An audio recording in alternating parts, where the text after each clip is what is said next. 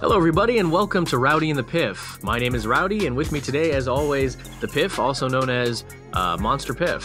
How you doing today, Monster Piff? Hey, what's up, man? What's up? Good morning. What up? So, in this podcast, we talk about what's really Gucci. We talk about the flames, the moves, what's good in the hood, and what's gravy in the Navy. Basically, just all trending topics with a heavy influence sometimes towards sports, because that's something that we're interested in, along with a lot of other people, especially during the NFL. Besides that, I don't really care too much about sports, but I know the Piff Monster does. Shut the fuck up. I love sports, and that's all I care about, and that's all I want to talk about. Yeah, that's all he wants to talk about. Sometimes I want to talk about other stuff, but usually the news is just really depressing, so sports is kind of a good way to just like talk about something interesting without wanting to jump off a bridge. Everybody wants sports. They don't act like it, but they do. They need it, actually, and everybody needs it. So everybody needs it. What I need is to go ahead and just drop an H-bomb on North Korea and say fucking just get it over with. Whoa. Yeah, no, I mean, it's time. It's time. Drop that shit. Drop it. But yeah, no, we're not here to talk about that. We got a couple topics lined up that we wanted to discuss, and the first one is just freaking Zeke the Freak, Zeke the Freak, and his suspension. I don't really have a dog in this fight because I hope he's suspended for the rest of the year. But because I didn't pick him up on fantasy, and also he's not on my team. But I know you probably feel differently about that. Chill, bro, chill. Because I did pick him up on fantasy. I got him in the round 2 early. And I was telling everybody, you got to draft him early because he isn't going to miss a fucking game. The guy's not going to miss a game. He's my dog. He's on the fantasy team. And I've been refreshing Twitter every fucking minute for the last week, waiting for Harold Henderson to make a call.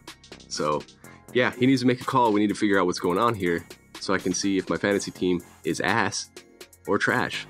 It's true, but you played everybody because you didn't say second round. You were trying to put it in everyone's head that he was going to get drafted in the third round, then you drafted him in the second round, trying to pull a fast one on everybody, I feel like. Yeah, that's what I do. And also, I feel like you want to talk about North Korea still.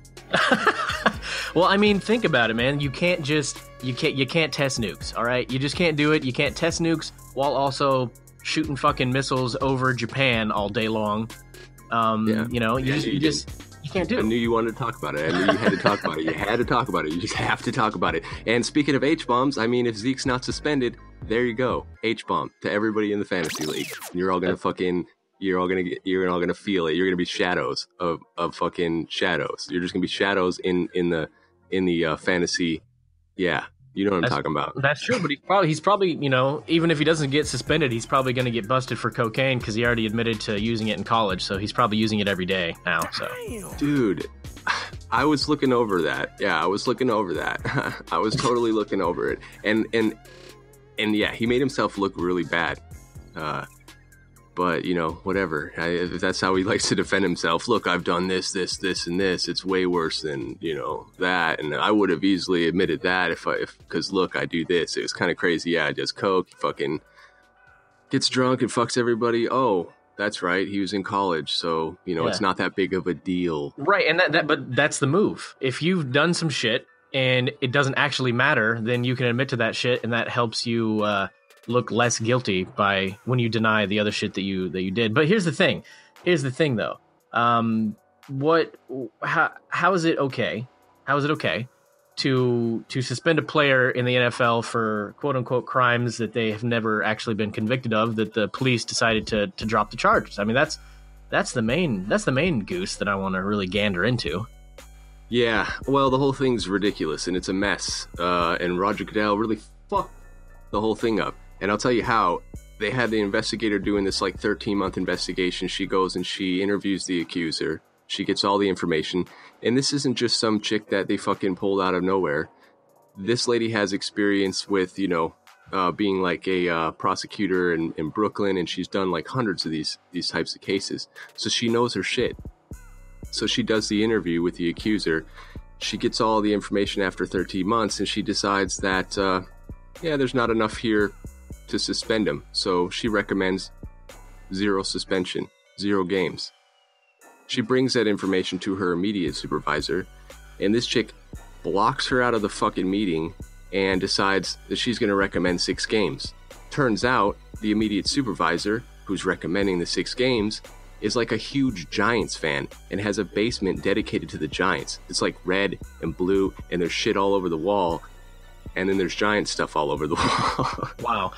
I didn't know any of that stuff. You really go deep on this shit, but if that's true, which I believe you, that's some fucked up shit. That shouldn't be allowed. I go deep, okay? I mean, if you're someone who's making that type of decision, you really you really should be a lot more fair, inclusive, and transparent. It's called fit. You have to just kind of apply the same shit to everybody. You can't just be like, well, it's favoritism. You can't do. Yeah, you can't do it, and it's crazy. But, they recommended 6 games, and then, Roger Goodell, he buffered himself by giving Harold Henderson, not showing up to shit, giving Harold Henderson the decision to make. And that way, if Harold Henderson makes a crazy decision, he can be like, well, I wasn't, they made the decision, I didn't do this, or she did this, and that, I didn't do this. He buffered himself because he learned from the Brady situation that he's like, oh, I'm not going to make that mistake again. I'm going to buffer myself with other people. So, yeah, but the NFL's powerful as shit. You can't stop them. They can pretty much do whatever they want. Right. The old scapegoat routine. That's a good routine to use. So what do you think? What do you think should happen? Do you think that it should be, because there's a lot of players that get suspended all the time. There's a lot of players that do get in actual trouble with the law and things like that. Do you think that it is fair to suspend a player just based off of something that they may or may not have done to send a message? Is that a thing that should happen? Well, I mean, I guess it all depends. It all depends on the situation. But, with the collective bargaining agreement and, all that shit that went down a few years back, the NFL has all this power. Because if the players were going to get money for retirement or pre-1993 players and all this shit, when the agreement got, locked in, they had to agree that the NFL was going to have this type of power where they could do these investigations, and Roger Goodell could just kind of make decisions a lot easier as far as suspensions go. It's not right ever. I mean, there still has to be a due process, and the NFL just seems to think that due process doesn't really apply. And so there's a few things that if the NFL screws up, it can go to a higher court. And one of those things has to do with, getting things correct in the due process. And so you have the NFL here that they have this kind of a ridiculous amount of power when it comes to suspensions. So you're going to see more and more of this type of shit. And it's a problem because they're just accused. There's no real evidence. But it's especially a problem when you have things like the kicker from the Giants, Josh Brown, I think it is, actually like beating his wife, writing a letter and telling you he beats his wife on the daily.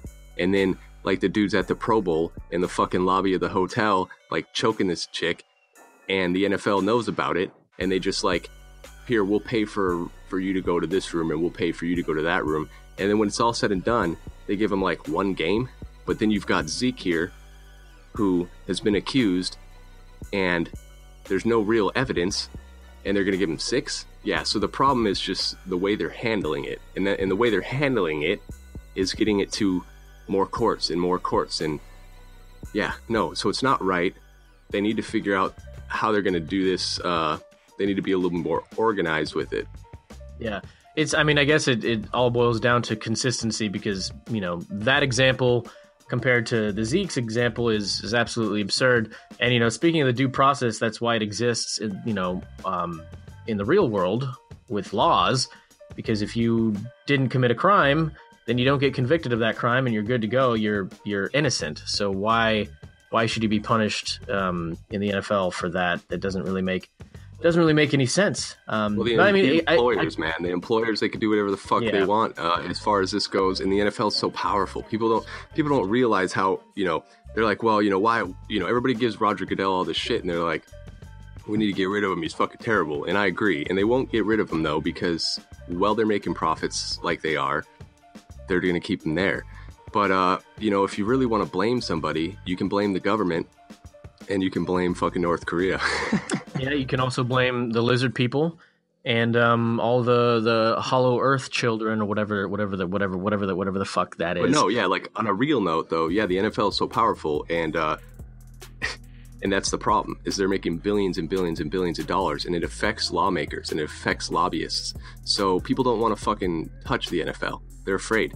I don't know how much influence they have, but I know they have enough influence to where when lobbyists try to make it to where the NFL isn't tax exempt anymore, it doesn't ever go through. People don't want to jump on board. They're like, no, we don't want to mess with that. So here the NFL is tax exempt at their headquarters. So that saves them like 10 million, I think, a year. They're making billions and they're pouring it. And the government made this happen. Back in like the 60s, John F. Kennedy was president in Congress. They approved like legislation that basically allowed owners to pool together for TV rights. So it was like, here, print your own money, because that right there spurred them into a multi-billion-dollar corporation. Now all these teams can get together and they can pool together for these TV rights. So then you have fucking Amazon.com paying like $1 billion fucking dollars to show like Thursday night games. And I mean, just last year alone, they made $7 billion, and that was just in TV rights. So Roger keeps his job because the profits, that he's bringing in. But really, I think anybody could be sitting in that chair and the profits would roll in just because of the TV rights, just because the government's not, and they started this shit. They did this fucking shit.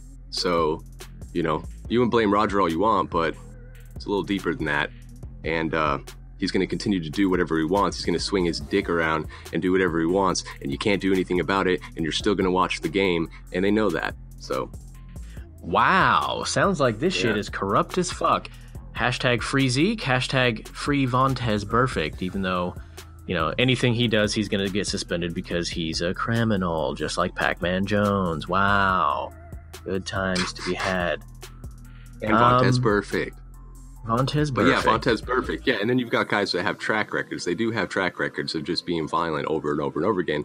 And those decisions are a lot easier. You see his was pretty seamless. It was, this guy, we know him. Here he goes. But with the Zeke thing, it's an issue with the procedural correctness. The manner in which the discipline was handled, and the fucking whole thing's just confusing. It's a mess. Giants fans are involved. What? Giants fans are calling the shots now? No, fuck that. Only thing worse than that, Eagles fans. Right. Yeah, and I mean, I feel bad for him. He's really just a kid if you think about it. So, poor guy. Enough about this shit, okay? He's really just an Ewok. Yeah, he is an Ewok. But you know what? Enough about the shit. Free Zeke, free Vontez. Just let everyone play the game. Let everyone just do whatever the fuck they want. If they go to jail and they're convicted of a crime, then deal with it then. But I think we should just let them goose it up. So yeah, because really, think about this, and I'm gonna drop this really quick on you. Okay, you suspend them, and they get 6 games, and they're more healthy when they're suspended because when they're playing, you're killing them. So true. I mean, what's worse? What's the real punishment here? Let them play, because you're fucking killing them anyways, right? And then you're rigging the research on the CTE. So the NFL doesn't really give a shit about domestic violence. They don't give a shit about their players. Yeah, if you're really worried about Zeke going off, just hit him low first game, and just kind of see what happens. Whoa. Yeah, no, he's gonna hurdle that shit though. So watch out. True. No, I definitely don't condone that. That's not good. But like I said, it's all ridiculous. It's all just absolutely ridiculous. Like a fucking Saints coach. You do condone this. I don't. You know what I do condone? I do condone dropping the H bomb on North Korea. Wow. Anytime now. This is going to be controversial. Yeah, this podcast is going to be super controversial. I don't actually believe that. There will be a disclaimer in the description that none of these are actually my true beliefs. So just keep that in mind. But I think it's time to move into I can't believe they tweeted that. Did they really tweet that? Yeah, they fucking did. I got one here to start it off. Listen to this. The game, the swag, the killer instinct. Derek Carr is the NFL's Black Mamba. I know they didn't tweet that. I know they That's didn't a type tweet of shit that.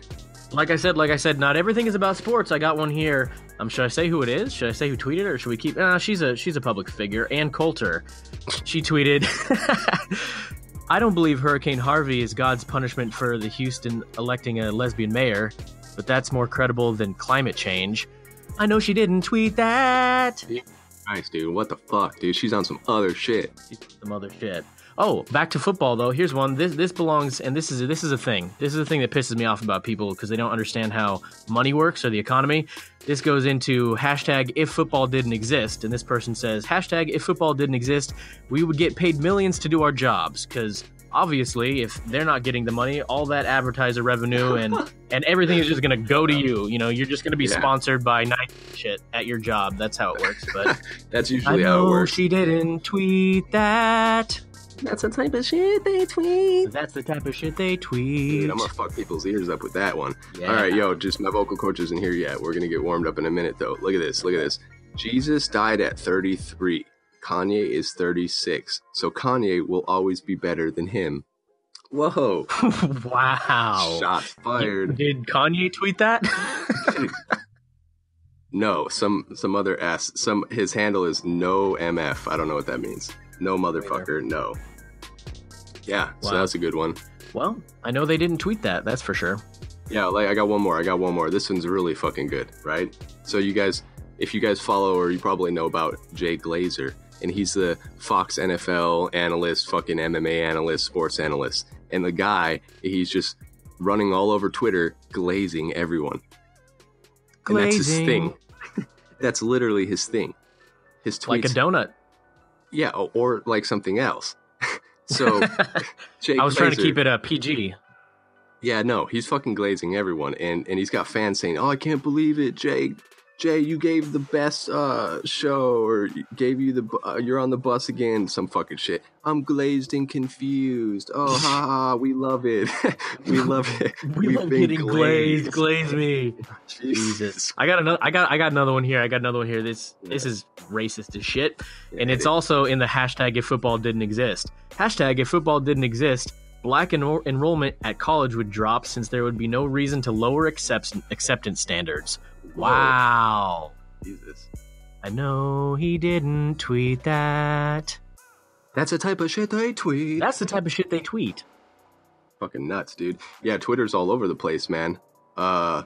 Those are just some of the tweets I've saw in like a span of like 10 minutes. So, I mean, I'm always going to have material here. That's right. Twitter is on another level. If you want to just really have no faith in humanity and just be depressed and think that the world is absolutely just idiotic, then go on Twitter. Yeah, Bill Nye, though. What about him? Bill Nye, though. I'm looking at the Twitter feed, and there's like 5 different versions of Bill Nye, and most of them are parodies. But I always start to think, what if Bill Nye is one of his parodies and the real Bill Nye is something else? And that's when you know you've thought about it too much. So. That's true. That's true, because I don't even know what you're talking about at this point. True. So yeah. What the fuck else are we talking about? Did you want me to go into the CBA a little bit further? I mean, I can really start to explain the details to you if you want. I'm not quite sure. No, fuck that shit. We're off that shit. Zeke's gonna get suspended for 12 games because he wanted to put up a fuss about it, and he's not gonna ever fucking see the field again, and he's just gonna turn into a coke fiend, and he's gonna touch everyone's titties, and he's an Ewok. So fuck it. That's true. That is true. All right, yeah, off that Twitter shit. On to something different. Well, we have the NFL season coming up next week, and those of you playing 1 week fantasy want to know where to put your money, want to know how to flip that shit. So check out Piff on the Blitz on Thursdays, which is a weekly podcast where I give you a rapid rundown on everything you need to know for the upcoming games.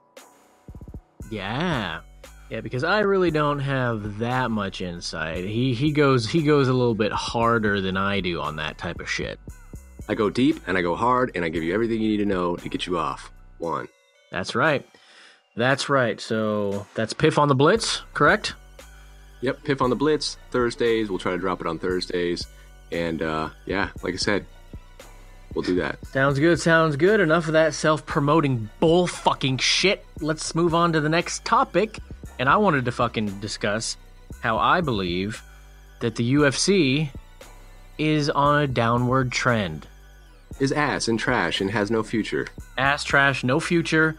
All the fighters, they think that the only future they have is these stupid, dumb, freak show super fights or going to challenge someone in a boxing match because they know they can get paid more money.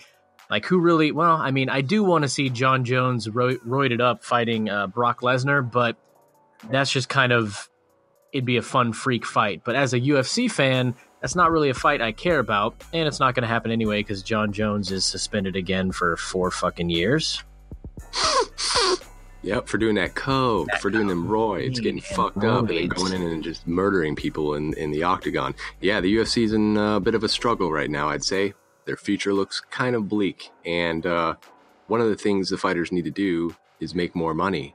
And I think because the sport's young, they haven't really unionized yet, and they need to do that. I know they're working on it, but the UFC's attitude towards it has been shit. And Dana White and the UFC, they don't really want them to unionize. They said they send out emails to their fighters telling them, you guys shouldn't unionize because then you'll be in, the control will go to the union bosses and they don't know what's best for you. We do, we collect billions of dollars and then you get 50,000. We know what's best for you. Right. And, Dana White's answer is like, if you want to get paid more money, sell more tickets, sell more fights, be more entertaining fighter, get fighter of the night award and all that types of shit, when it's just like, I mean, where's the incentive? And because that's just kind of like a chance. It's like, okay, I fought my ass off to try and have an entertaining fight, and what really just happened is a different fighter knocked somebody out in 13 seconds and got like knockout and fight of the night somehow, and I'm just sitting here with my dick in my hand, not getting paid any money because I'm not a draw. Well, the UFC needs to figure out how to work with, because I mean, in the long run, they're going to make more money if they try and help their fighters become a draw, try and promote. They should be trying to create a star at every weight class, at least one that, like, okay, there's an up and comer, but he's going to fight the star. It's got to be a show. Nobody wants to just go out there and watch these idiots punch each other in the face, same old story, blah blah blah. Like, they need to make it more exciting. And the reason why is because it's been done now. There's a precedence for Conor McGregor making these super fights, promoting himself fucking to the moon. And now it's just kind of left the UFC like drained. And there's really like nothing left. Drained. Nothing left. Yeah, he set the level of entertainment really high. And now everybody needs to meet that level. And but Dana White and the UFC's attitude towards fighters is just shit. I mean, I think he was quoted saying, I think I got this from like the newrepublic.com. There was an interview where he says, basically, you're a crybaby if you try to unionize and you want more money. We're paying fighters good. He's quoted saying, we're in this fucking society now where everybody should win a trophy. No, everyone doesn't win a fucking trophy. Just him. He gets all this money. He's making like hundreds of millions of dollars, and the fighters are getting like 50,000 if they're lucky. But like what you were saying, you got to bring the draws. You got to kind of the matchmaking's important. You got to have a good matchmaking, and the sport's so young that they're going to be. I think every sport kind of goes through this where one generation's dying out and a new generation's coming in. So they need to find that new generation. I think they're looking at like fighters like Cody No Love and Paige Van Zandt. And fighters like that, and they're going to put their marketing money behind them.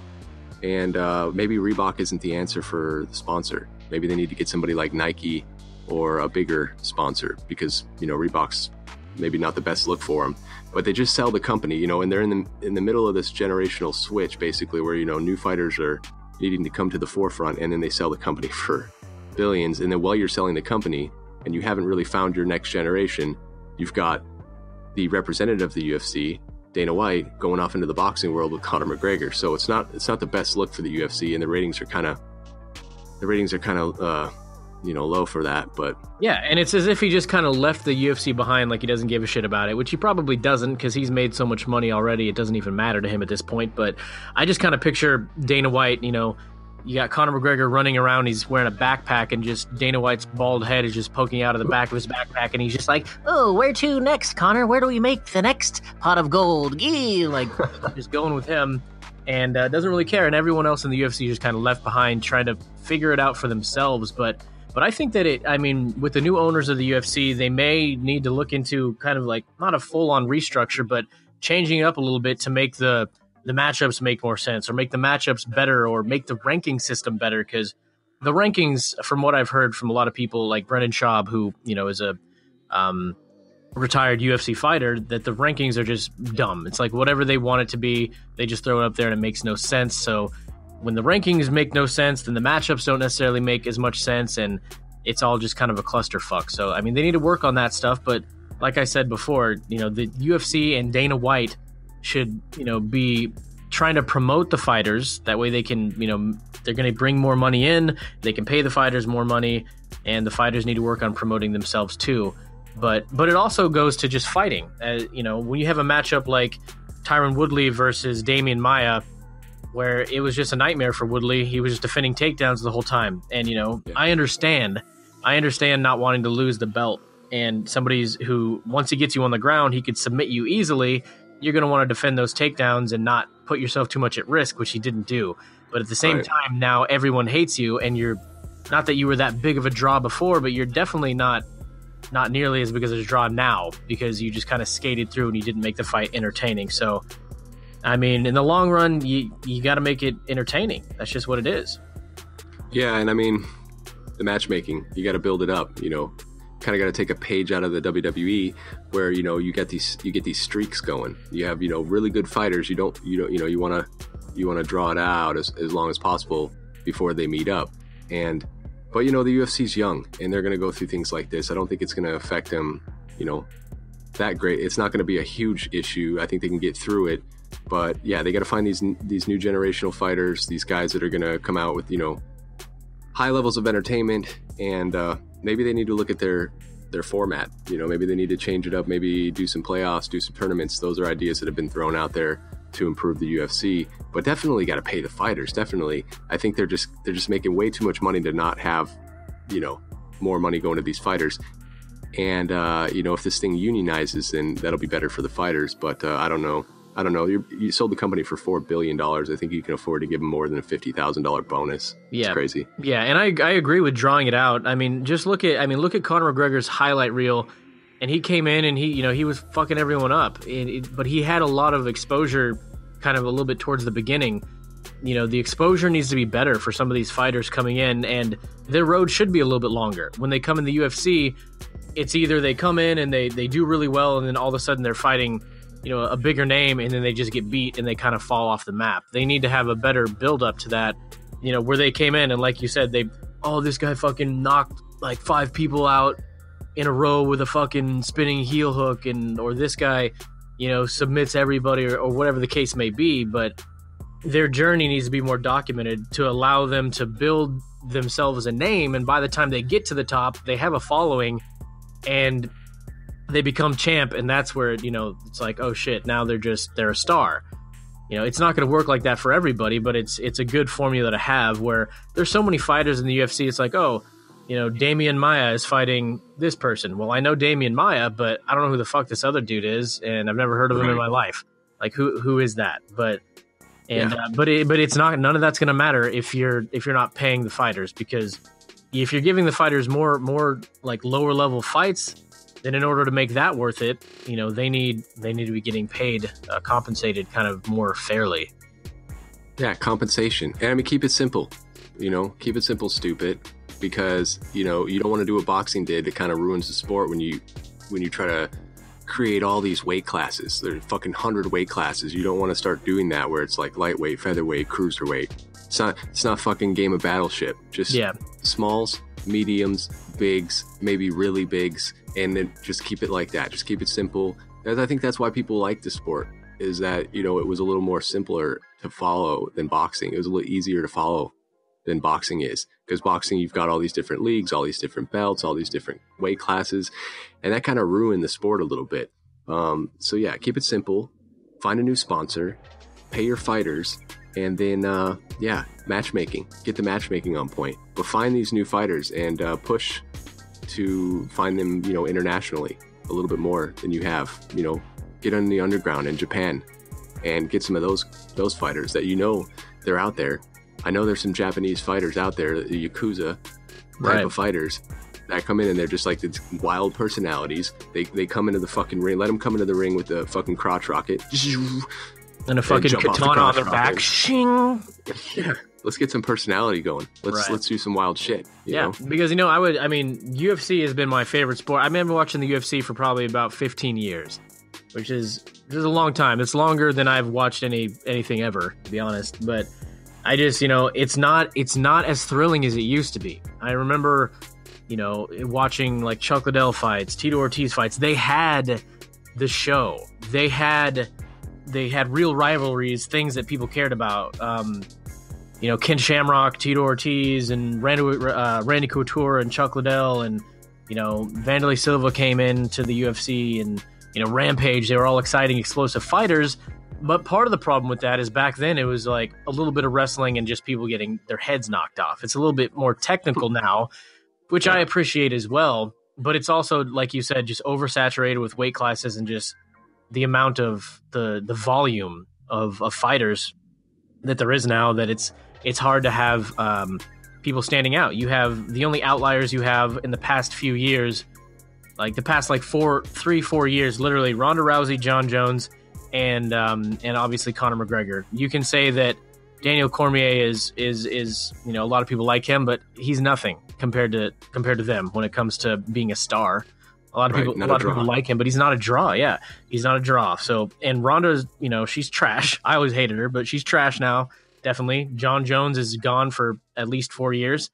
Who knows if he'll ever be back? I wouldn't if I was him. And Conor McGregor, who knows what the hell he's going to do with his future. So without those three, if I was Conor, I would absolutely retire. There's no need to ever get punched in the face again. But that's just me.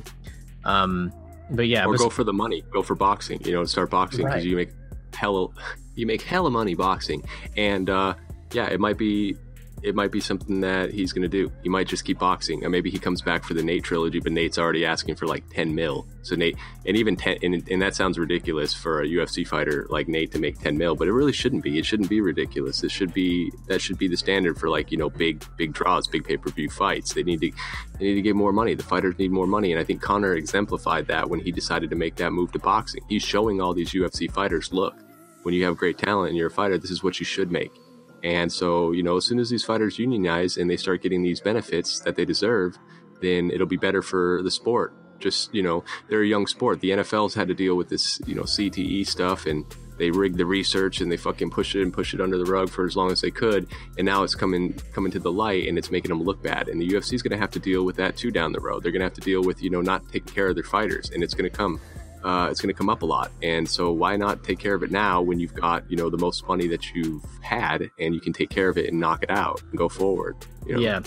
Pretty soon, like you said, with all the CTE stuff coming out, the NFL is one thing, but it's still bad. People are going to start retiring sooner. Like if I was in the NFL, I would retire as soon as I possibly could.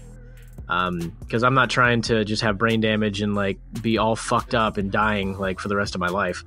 I'd like to at least enjoy my money. But in the UFC, if it starts getting worse and worse, and a lot of, things like that with retired UFC fighters, CTE starts popping up and stuff, they're going to be wanting to retire too, but they can't because they're not making shit for money. So they may just not do it at all and find something else. But what I think should happen is Dana White should partner up with Floyd Mayweather and also Conor McGregor and form a little promotion crew, and they should work together on figuring out how to promote the UFC better. Yeah, or maybe Conor starts his own UFC and he calls it CFC, Conor Fighting Championship, and he does a hybrid like he talked about with an octagon / boxing ring, and maybe they spin off. I don't know, but what I do know is that I know nothing about anything. You know nothing, Jon Snow. I know shit about shit. I know shit about shit. I don't give a fuck. I don't know shit about shit. I do know one time I tried to start a UFC fantasy thing, and I got a just cease and resist type of fucking letter. Desist from what was his name? His name was like Falcon Punch Lake or some shit. It was a wild name. It was some name it was like Falcon something. And they sent me a letter because I tried to set up I had a domain that was UFC, the real UFC, because I knew what to do, the real UFC fantasy. And And yeah, so hit me up. Still, you guys need to hit me up because the idea is brilliant. I'm going to make you millions. So if you just do that, we'll also make more money, and we can pay fighters that way too. So keep it in mind. True. Keep that in mind. And you know, speaking of fantasy and listening to the Piff's takes, go ahead and what do you have coming out on Thursdays again? Piff on the Blitz, and it's weekly podcast where I'll give you a rapid rundown of everything you need to know for the upcoming week in sports. Yeah, in sports, in the NFL. Maybe we'll talk college football. It is what it is. It has been what it has always been.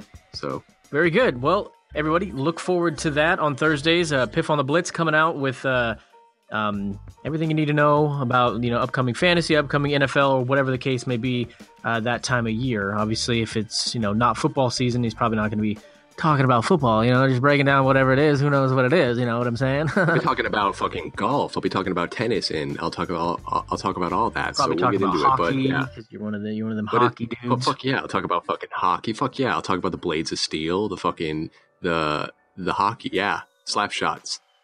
There you go. The podcast is full of slap shots after the football season's over. But yeah, no, I think this is a good podcast to start you off for the season. Piff on the Blitz will give you a rundown of everything for the divisions, for the fucking lineups, because, you know, your wife's tired of you draining the bank account every week on a lineup that's trash. So there you go. Listen to it. That's right. You'll learn. Listen and learn. Listen to his trash, and maybe you won't lose as much money. But with that being said, you know, look forward to Piff on the Blitz. But you can go ahead and follow us on Twitter, the podcast, at Rowdy Piff Pod. You can email us at rowdypiffpod@gmail.com, and we'd like to hear from you. Any suggestions on topics, anything you'd like us to talk about, any questions you have that you'd like us to answer, or anything like that, you know, hit us up on rowdypiffpod@gmail.com, and of course on Twitter at rowdypiffpod. What? Yeah. What did you say? Yeah, hit me up with them questions. Hit us up with them questions. But yeah, besides that, we also have a website that's got a lot of cool stuff on it. What's that website? rowdyandthepiff.com. And it'll have our podcast. It'll have pictures of me taking shits. Right. And yeah, I think you'll enjoy it. All right, so go check that out. And other than that, I think we're going to go ahead and wrap this up. So thanks again for listening. Follow us on social media. If you're listening to this on YouTube, obviously subscribe. And give it a thumbs up, because that would be amazing. Or don't. Or fuck you. Or don't. Just fucking, who cares? Like, you listen to it, that's all that matters. But anyways, thanks for listening, and catch you on the Goose and Gander. Peace. Peace.